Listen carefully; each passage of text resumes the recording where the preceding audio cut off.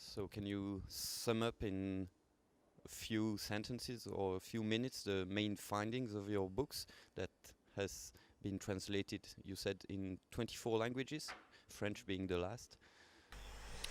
Les conclusions principales, c'est que les sociétés avec des plus grands écarts de revenus entre les riches et les pauvres ont une gamme plus importante de problèmes sociaux, un taux de mortalité plus important, des problèmes de santé mentale, des niveaux de bien-être des enfants, plus de violence, de drogue, tous les problèmes que l'on retrouve euh, en bas, dans les couches inférieures de la société, sont bien plus répandus dans ces sociétés-là.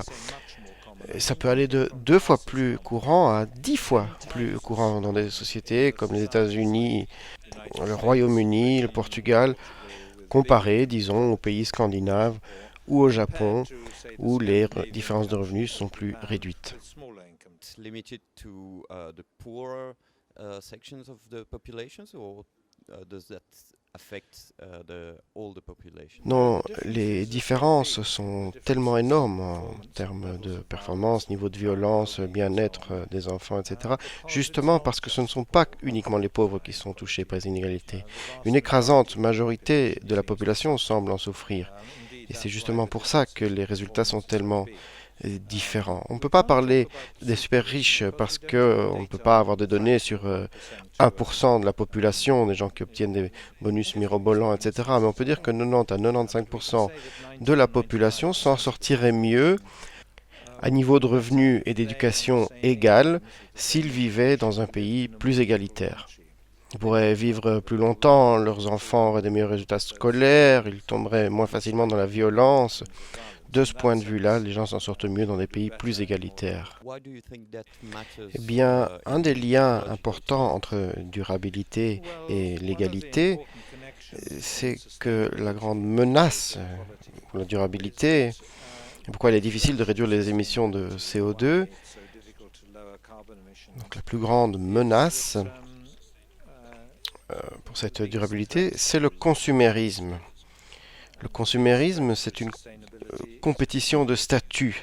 Il s'agit d'insécurité de statut. On essaye d'avoir davantage d'argent pour prouver notre valeur. Dans des sociétés inégales, les gens travaillent davantage d'heures, ils économisent moins, ils dépensent davantage, ils s'endettent davantage parce que l'argent devient d'autant plus important.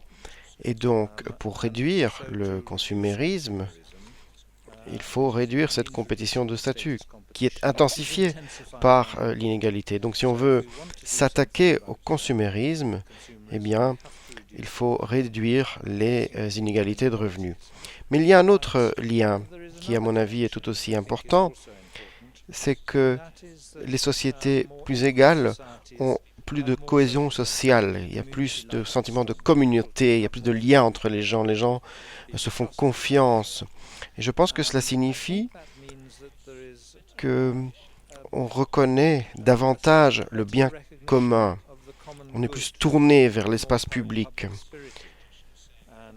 Dans une enquête internationale sur la vie de dirigeants d'entreprise, on constate que dans des pays plus égaux, ces dirigeants d'entreprise considèrent les décisions euh, écologiques comme plus importantes. Et je pense que c'est le cas parce que ils se sentent concernés. Dans les pays plus inégaux, ces dirigeants d'entreprise considèrent qu'ils ne doivent s'occuper que de soi-même. Et donc cette idée d'affaiblissement du bien commun réduit notre chance d'aboutir à davantage d'égalité. On le voit ici, on le voit aussi dans le recyclage.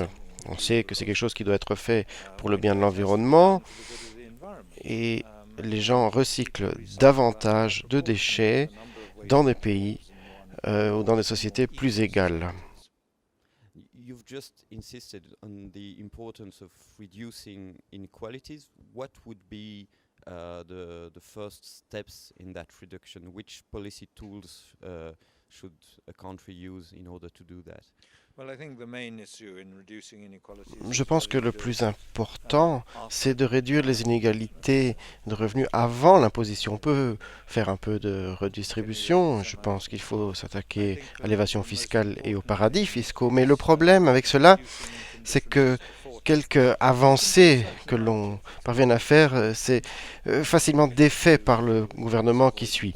Il est plus important, plus fondamental, je pense, d'amener la démocratie dans la sphère économique. La culture du bonus est, je pense, la raison pour laquelle nos sociétés sont devenues si inégalitaires. La couche supérieure avance bien plus rapidement que le reste.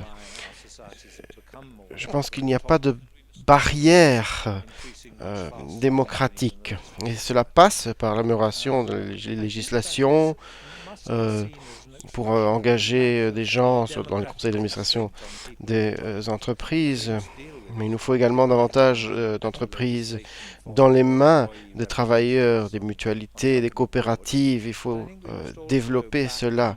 Et je pense qu'on peut le faire en passant par des avantages fiscaux pour des modèles plus démocratiques, peut-être en donnant des avantages à des entreprises où il y a moins d'inégalités salariales. Il faut du financement pour des rachats d'entreprises par les salariés. Je pense qu'il y a des organisations caritatives qui s'occupent de cela.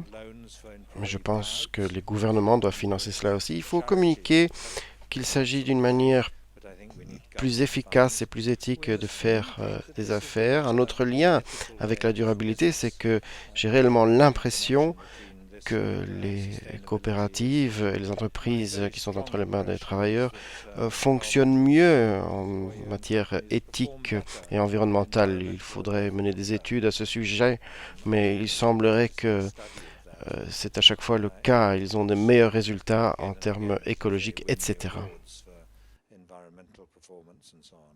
Thank you very much.